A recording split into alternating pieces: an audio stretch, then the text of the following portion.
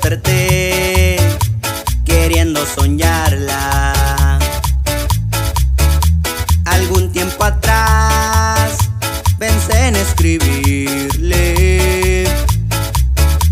que nunca sortí las trampas del amor.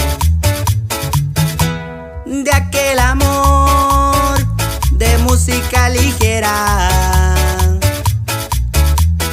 nada nos libra, nada más queda.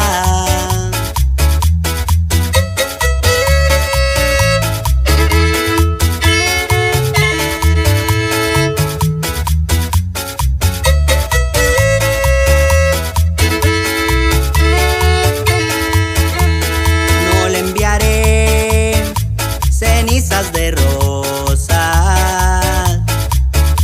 ni pienso evitar un roce